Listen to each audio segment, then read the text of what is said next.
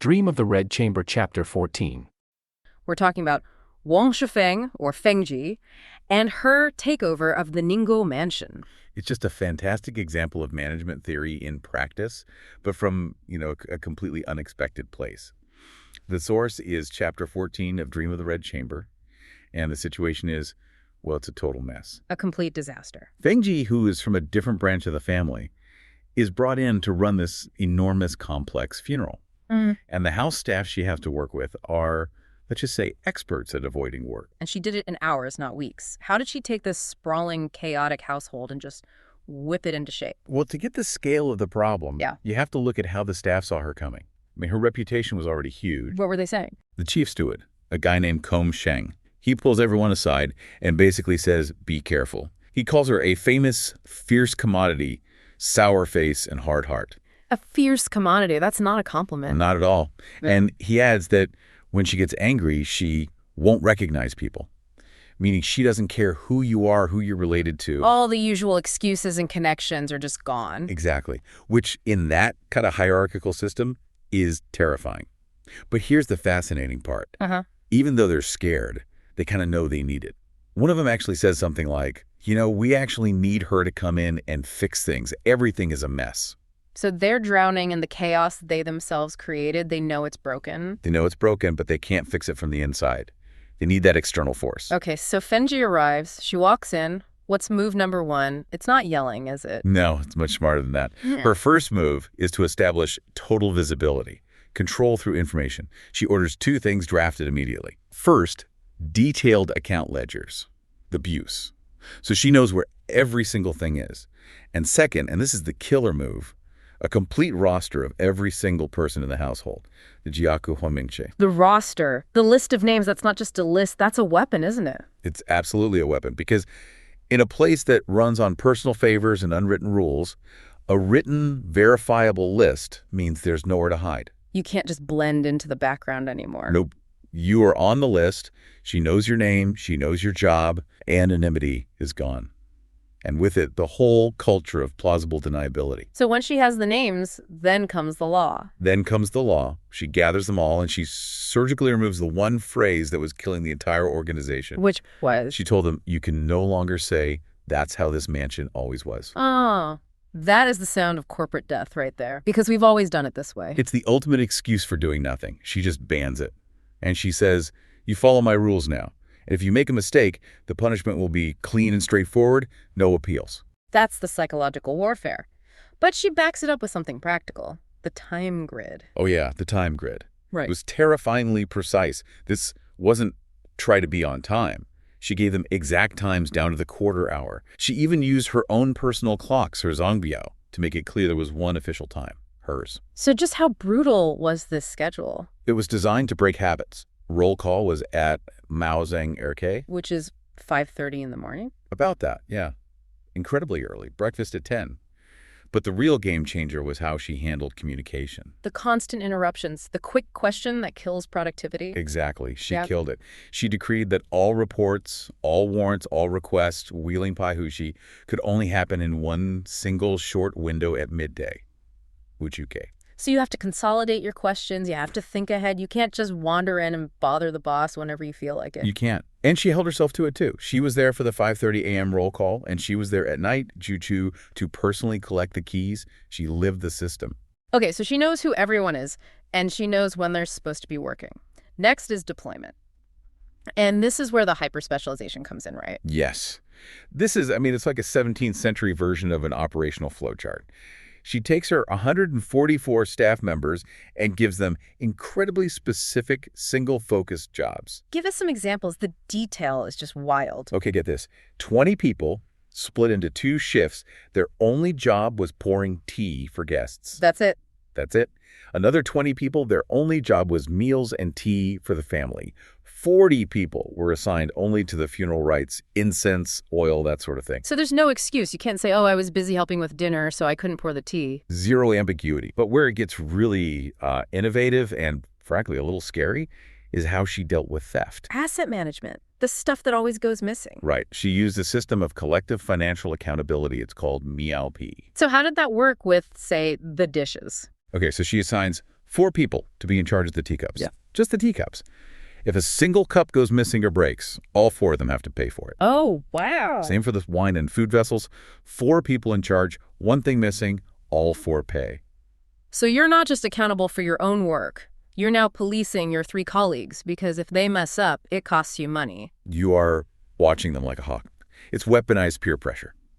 But she took it even further to this insane extreme. People call it the blade of grass policy. Right. Explain this, because it's unbelievable. She assigned staff to specific rooms, and they were responsible for everything in that room, not just the valuables. You mean everything? Everything. The chairs, the antiques, sure. But also the spittoon, the duster, and the text literally says, a single blade of grass. Ye cow, ye meow. Huh. If anything at all was lost or damaged, the person assigned to that room had to pay for it. So every single item suddenly has a monetary value attached to it, and it's coming out of your pocket. Exactly. The culture of petty theft, of things just walking away, it stops overnight. Because that duster is now your financial liability. Okay, so the system is in place, but a system's just a piece of paper until it's enforced. This brings us to the show of force. Right. And first, she needed an enforcer she could trust, or at least control. She puts Gumsheng's wife in charge as the general overseer. Her job is to report everything. Laziness, gambling, you name it. And what's the threat to keep the overseer honest? It's a huge one. Fengji tells her that if she finds out she's shown any favoritism, her 3 or 4 generations' reputation is ruined. That's an existential threat in that culture. That's not just getting fired. No, it's social ruin, so you know the reports are going to be accurate. Yeah. Then comes the test. The 5th 7-day rite. The mansion is swarming with people, monks, nuns, guests. It is peak chaos. The perfect time for the system to break. And Fenji makes this grand entrance. She does. She arrives, sees the coffin, and immediately bursts into tears, like broken strings of beads, the book says. She performs the role of the grieving relative perfectly. And then, Snap. Back to business. instantly, the second the ritual mourning is done, she's ice-cold manager again. And she immediately finds her target. She checks the roster. Checks the roster. Oh. One guy from the guest reception team is missing. His excuse. Pure, classic Ningguo mansion. Yeah. He woke up early like he was told, but then he got back into bed and overslept. Oh, no. This was the moment. She knew it. She even says it out loud, basically. If I let the first mistake slide, I can't manage anything. So what's the punishment? Swift. Mm-hmm. Public. Brutal. She orders him dragged out and beaten with 20 strokes of the board. But that's not all, is it? No, that's only half of it. At the same time, she docks him an entire month's silver in rations. Get that in me. The double blow. Public humiliation and a financial hit that hurts his whole family. It's a devastating message. Incompetence will cost you physically and economically. And then she escalates. She announces to everyone, tomorrow being late is 40 strokes, the day after 60. She basically dares them to test her. The ultimate power move. But the psychology of it. The final piece is what happens after the beating. The man, ashamed and in pain, is required to come back and formally thank her for the punishment. That is just chilling. That forces compliance on a whole other level. It does. And the result was instantaneous. The text says everyone realized Fengji's severity, Fengji Lihai, and they all started working diligently. Jinjingai. The chaos, the theft, the laziness, it just vanished. The fear worked. It worked overnight. So this whole system, it's not something she could just set and forget. It required her own personal effort, didn't it? Oh, absolutely. Relentless effort. She was there every single morning at 5:30 for roll call. Every day. And she kept her distance, right? A total professional distance. She worked alone in a side hall, the Boxian. She deliberately refused to socialize with the other family members. Why was that so important? Because socializing invites requests for favors, it invites gossip, it creates the appearance of bias. By staying separate, every interaction was professional. It preserved her authority to be impartial and, harsh when needed. And she was doing her other job at the same time? It's incredible. She's running this massive high-pressure funeral, but she's still processing warrants for her own mansion, the Rongguo. And she's not just rubber stamping them. Not at all. There's a moment where she gets 4 requests, and she rejects 2 of them. Not because they were for unnecessary things, but because the accounting was wrong. The numbers didn't add up. The attention to detail is just staggering. It is. But here's the final piece that makes her such a complex manager. For all her harshness to the staff. She was kind to the clients. Deeply. She showed real care for the main mourners. Jixian, and Yuxi. She would personally send over special high-quality porridges and side dishes from her own kitchen just to make sure they were eating. She knew her job was to support the principals while she fixed the process. And while all this is happening, you have the most powerful people in the country lining up to pay their respects. It's just wild. We're watching the family's, COO Wang. We're watching her run an operation that would make a Fortune 500 company just weep. It really shows you that for the Jias, their domestic life is statecraft. The level of rigor is the same. You see her microscopic focus on, say, who gets which supplies. Right. And then moments later, you see the macroscopic political validation from the entire regime. It's an incredibly high-pressure world she's in. So let's start with where that power is maybe most personal. During lunch, Okay. Baiyu and Qinzong, they just wander in and interrupt Xifeng Fengji while she's eating. It seems casual at first. Yeah, it's a family moment. But the second she's done, you see the whole operational machine just snap right back into place. That scene is so crucial because it moves instantly to the heart of her control system. The Dewey Pie. Yeah. The counterplaque. Right. This woman comes in from the Ningguo house to get the plaque for, what was it, incense and lamp affairs? That's minor, doesn't it? But that physical plaque is basically the master key to the entire household budget. And Xifeng doesn't waste a second showing who's in charge of it. She makes a joke, saying if the woman had forgotten to come get the license, well, the cost would have come out of Xifeng's own pocket. Which is such a brilliant backhanded way of saying nothing, and I mean nothing, moves in this house without my direct approval. No one gets supplies without this token. It's like a corporate security fob, a purchase order, and the CEO's signature all rolled into one little object. Exactly. Without it, the whole budget just freezes. Oh. But the system only works because of how it's enforced. And that's the question, isn't it? Qinzong, who's new to all this, he asks the obvious thing. The logical question. Yeah. What stops someone from just, making a fake one and stealing a bunch of silver? And her response is just, it's pure management genius wrapped in this incredible arrogance. She just scoffs at the idea. Right. She basically says, you think you can just get away with that? Yeah. And what that tells you is that the system works not just because the plaque is hard to forge, but because her central register book, the C, is perfect. It's immaculate. And the punishment for trying to cheat her is something everyone is terrified of. Her management isn't just procedural. It's personal terror.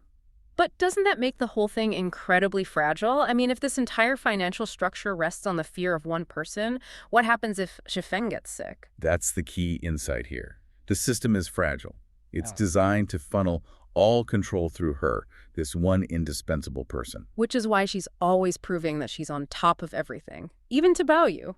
Yes. When he asks about his study being prepared, she immediately pulls rank on him. She says, "It is difficult without me giving the counterplaque." She's reminding him that even he, the golden child of the family, is subject to her administrative process. And then she physically proves it. She pulls out the register book and shows him the entry that the paper for his wallpaper was literally just collected that day. She doesn't just say, "I'm busy." She shows him the paper trail. It's an incredible power move. It makes it crystal clear where the real operational authority is. And then, just like that, the mood shifts. We go from managing wallpaper to the trauma of a death. The machine suddenly has to process real human grief. The messenger, Czar, arrives from Suzhou, and the news is bad. Right. Lin Dayu's father, Lin Ruhai, has died, and they give the exact time on the 3rd day of the 9th month. It's this very precise logistical report of a personal tragedy. And we learn that Jillian is already there. He'd escorted Dayu in the coffin, and he won't be back for months. And Czar was sent back for 2 reasons. 1, to deliver the news, and 2, on this very practical mission to get heavy winter clothes. The contrast is so stark, immense soul-crushing grief, but somebody still needs a new fur coat for the trip. And Bai's reaction is just pure emotion. He's immediately heartbroken, and he's not thinking about logistics. He's just worrying about Dayu, how much she must have been crying. But Xifeng, Yeah. she's the manager. Her response has to be filtered through, efficiency. She pushes down her own worry about her husband, Jillian, all day. She has to.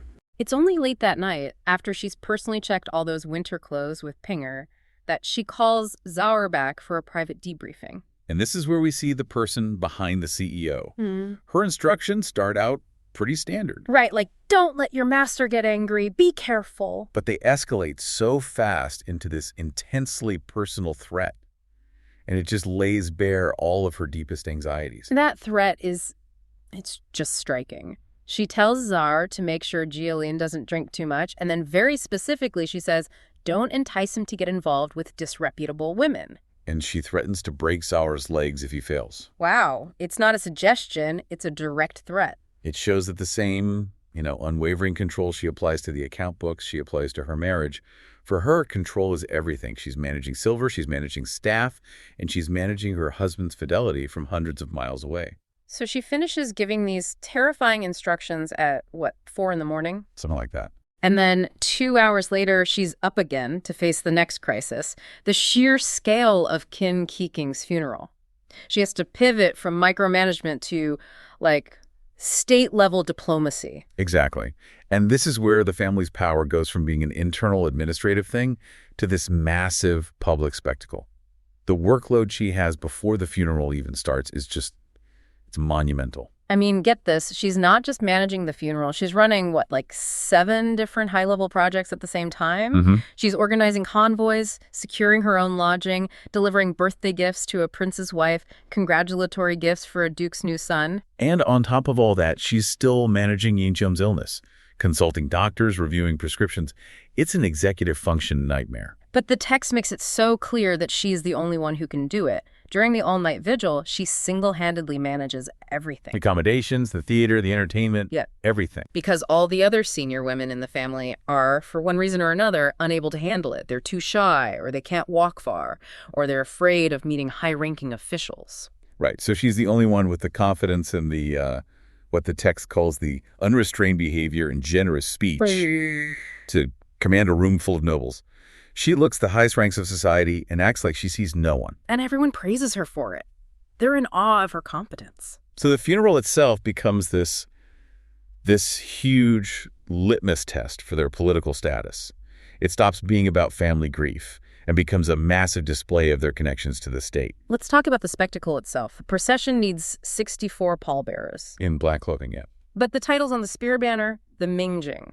Things like Protector of the Inner Court and Dragon Security Guard. Okay, these are absolutely critical details. These are not just flowery aristocratic names. Right. These titles connect the family directly to the imperial security apparatus. Dragon Security Guard means you have an official role that puts you physically near the emperor. Inside the most protected parts of the Forbidden City. Exactly. So this isn't just old money status. This is status based on a direct, functional relationship with the very top of the government. And the physical scale just backs that up. The whole procession, over 100 carriages, dozens of sedan chairs, it stretches for miles. 3 or 4 lines. It's a city-stopping event. In an event like that, it draws out the highest nobility in the land. 6 of the original 8 dukes, the founding families of the dynasty, they all send representatives. It's a political roll call happening in public. It's a confirmation of the Jia family's place in the hierarchy. The only major family not there is the Duke of Shangguo's. And even that's explained. His grandson is in a mandatory mourning period. So even the absence is a sign of legitimacy. But the real confirmation of their status comes from the absolute top. The 4 princes' houses set up roadside sacrifices. And specifically the North Quiet King, Shui Rong. The text singles him out, right?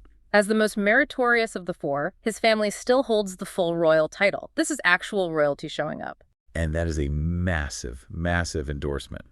And look at how he shows up. He's young, under 20, handsome, humble. And unconstrained by feudal customs? Exactly. That's the key phrase. Yeah. He doesn't pull rank. He pays his respects personally and calls the Jias hereditary friends.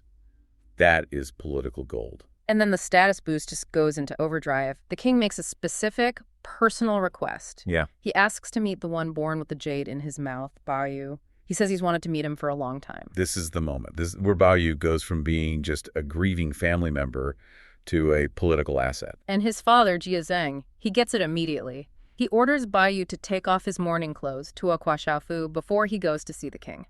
Why is that one instruction, take off your mourning clothes, why is that so important right then? Because mourning clothes represent the private sphere. They signify family tragedy, humility, a step back from state affairs. But when you meet a king, especially one who's honoring you like this, you have to immediately snap back to the public sphere. You have to acknowledge state authority and royal formality. Jia Zhang knows this isn't about grief anymore. It's about status management. It's about shifting Baoyu from the private tragedy to the public spotlight of royal recognition. And Baoyu himself is actually thrilled. He's heard the stories about this king being a virtuous, romantic figure who isn't constrained by all the rigid rules. He thinks he's about to meet a kindred spirit. Yeah, someone who rejects the very system that defines his own life. And the scene cuts right as he's about to step out of his grief and into that meeting.